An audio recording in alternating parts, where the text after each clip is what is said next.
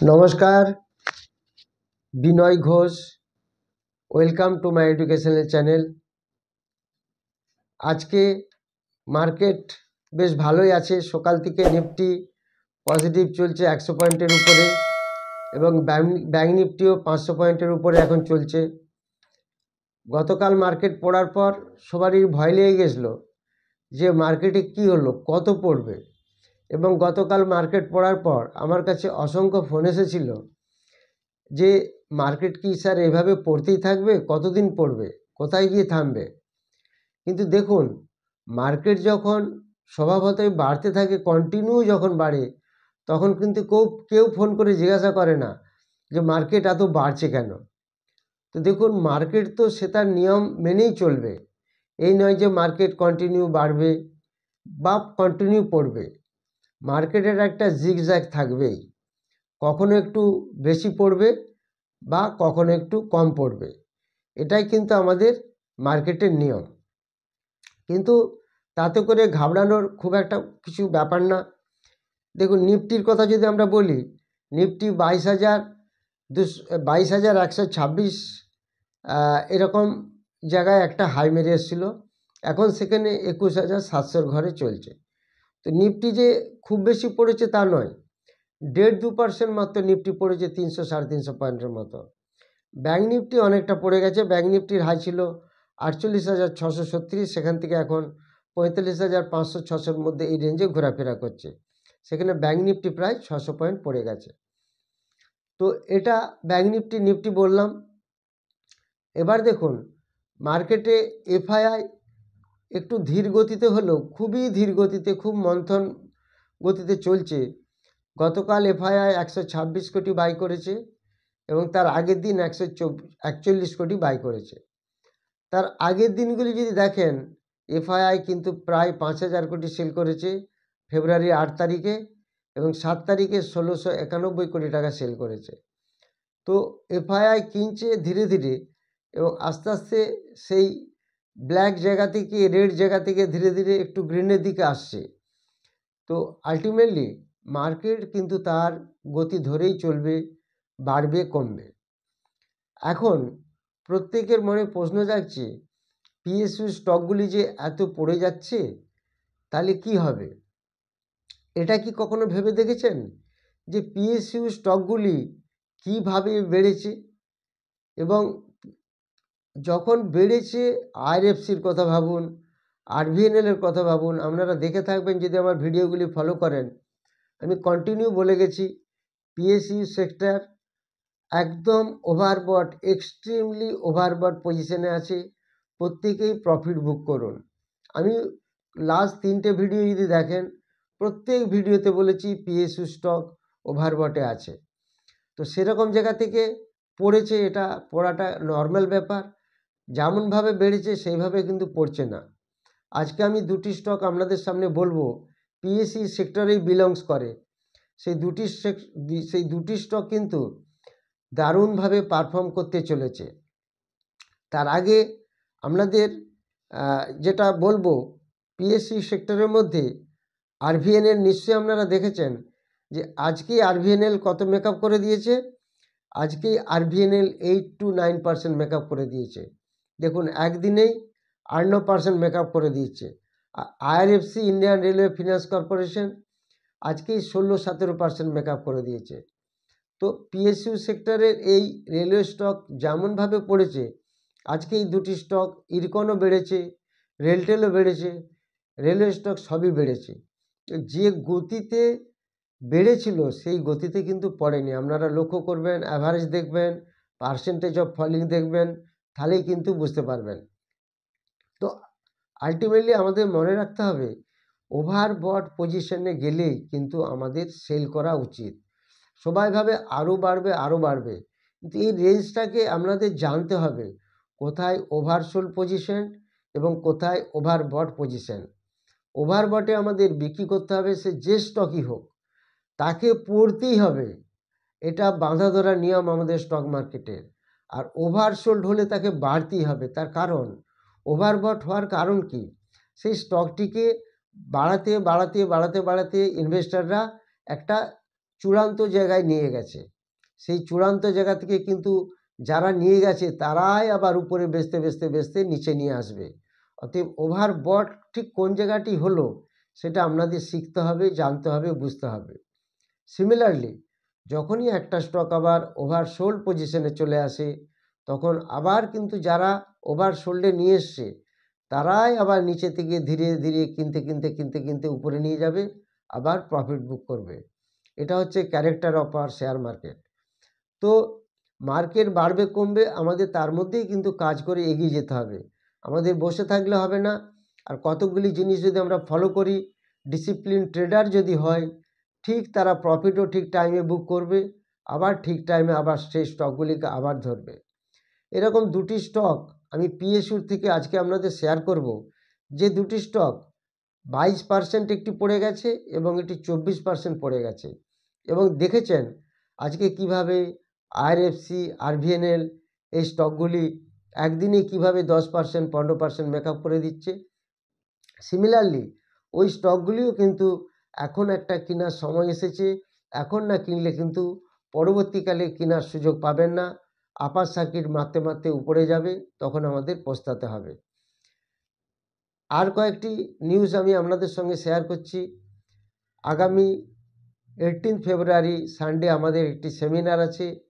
যারা এখনও বুক করেননি বা যারা বুক করেছেন অথচ হল টিকিট পাননি, তারা ওই রণজিৎ দিয়ে যে ফোন নাম্বার দেওয়া আছে সেখানে কন্ট্যাক্ট করবেন, তাহলে আপনাদের হল টিকিট চলে যাবে। এবং হোয়াটসঅ্যাপ নাম্বার পাঠাতে হবে, এমনি প্লেন নাম্বার মোবাইল নাম্বার পাঠালে হবে না, যাতে হোয়াটসঅ্যাপ আছে সেই নাম্বার পাঠাতে হবে।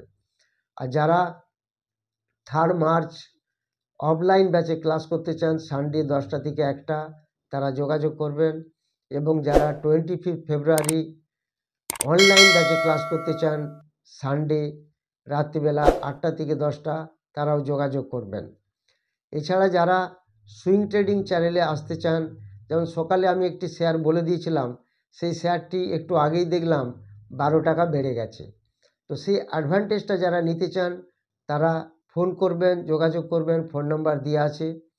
এবার আমি আপনাদের এই দুটি শেয়ার নিয়ে আলোচনা করব, যে দুটি শেয়ার অনেকটি পড়ে গেছে, একটি 22% এবং একটি 24%। দুটি শেয়ারই কিন্তু পিএসইউ স্টক, এবং সেগুলি যখন উঠতে শুরু করবে তখন কিন্তু আর ধরার সুযোগ আপনারা পাবেন না। সেই দুটি স্টক আমি আলোচনা করছি ডিটেলসে, সেগুলি আপনারা দেখুন। এবার আমি যে দুটি স্টক আপনাদের বলছিলাম দেখাবো, সেই স্টকগুলি নিয়ে আমি এখন আপনাদের সঙ্গে আলোচনা করব।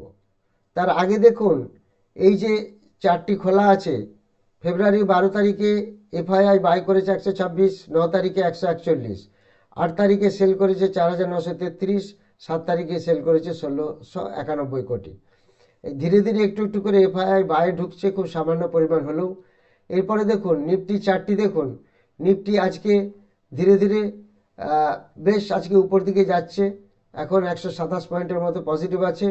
ব্যাংক নিফটি কিন্তু গতকাল যতটা পড়েছিল প্রায় অনেকটা মেকআপ করে দিয়েছে। তো আলটিমেটলি সেগুলো দেখে আপনারা বুঝতে পারছেন।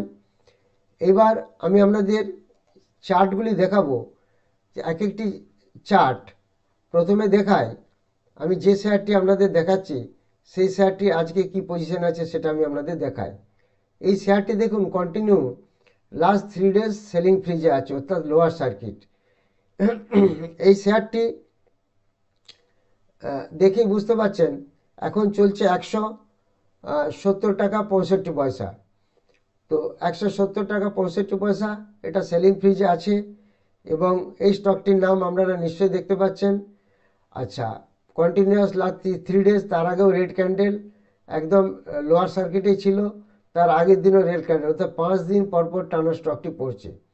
তার আগে যদি কন্টিনিউ আপনারা দেখেন তাহলে আপনারা দেখতে পাবেন কন্টিনিউ কিন্তু স্টকটা বেড়েছে। সেই স্টকটা বেড়ে কোথায় গেছে, কিভাবে গেছে সেটা দেখতেই পাচ্ছি আমরা, সেটা আপনাদের দেখাচ্ছি। এখান থেকে স্টকটি কিভাবে বেড়ে কতটা উপরে গেছে দেখুন, তারপর এখানে এসে পড়লো। তো আলটিমেটলি 4-5 দিন মাত্র পড়েছে, তাতে করে যে দেখা যাচ্ছে 24%-এর মতো স্টকটি পড়েছে। এই 24% যেহেতু পড়েছে, সেই তুলনায় কিন্তু নিফটি মাত্র পড়েছে 1.5-2%। অতএব সেটা খেয়াল রেখেছেন। আর তাহলে এই স্টকটি কিন্তু সেলিং ফ্রিজে আছে। এবার যখন বাইং ফ্রিজে ঢুকবে, কন্টিনিউ কিন্তু বাইং ফ্রিজে থাকবে, সেটা আমরা খেয়াল রাখতে পারি। এই ইরিডাটা আমার রেকমেন্ডেশন নয়। ইরিডার আমি চারটা আপনাদের দেখালাম কি পরিমাণ এখান থেকে বেরিয়ে কোথায় গেছে, সেই তুলনায় পড়েছে মাত্র 3-4 দিন 5 দিন। এটি যখন আবার আপার সার্কিটে ঢুকবে, তখন কিন্তু কেউ আর জেনারেল পাবলিক কেনার সুযোগ পাবেন না। আচ্ছা, এই ইরিডার সঙ্গে যদি আমি আপনাদের দেখাই, দেখুন একদিনে কিভাবে এই শেয়ারটি মেকআপ দিল। দেখুন এই আরভিএনএল আজকে কত পার্সেন্ট বেড়েছে? আরভিএনএল আজকে বেড়েছে প্রায় আপনার 8-9%। তাহলে এটাও দেখুন কদিন এখান থেকে এখানে পড়েছে, পড়ে কতটা মেকআপ করলো দেখুন। তো এই যে এতটা পড়ার পর একদিনে এতটা মেকআপ করলো, 2-3 দিন বাড়লেই কিন্তু সেই পজিশনে আবার চলে আসতে পারে। সিমিলারলি ইরিডা স্টকটি আমি আপনাদের দেখার জন্য বলছি, এই স্টকটি কিন্তু 24% পড়ে গেছে।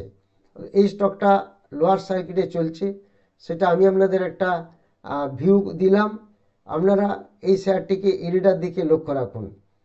এছাড়া আরভিএনএল আপনাদের দেখালাম। আরভিএনএল ছাড়া আরও একটি যে স্টক, সেটাও কিভাবে মেকআপ দিয়েছে দেখুন। আইআরএফসি আজকে কত বেড়েছে? 17% বেড়ে গেছে আইআরএফসি। তাহলে দেখুন একটা স্টক কিভাবে, দেখুন আইআরএফসি কিন্তু এখানে একটা কনসলিডেশন ফেজে পুরো ছিল, তারপরে এখান থেকে 2-3 দিন পড়েছে, আবার কিন্তু কতটা মেকআপ দিয়ে দিয়েছে একদিনে।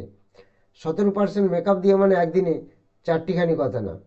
তো সিমিলারলি এই পিএসইউ স্টক দেখে আমরা সবাই ঘাবড়ে যাচ্ছিলাম, কিন্তু না, পিএসইউ স্টক সবসময় যে পড়বে তা নয়। আলটিমেটলি আমাদের ধৈর্য রাখতে হবে। স্টক মার্কেটে ধৈর্যটা একটা বিশাল ব্যাপার।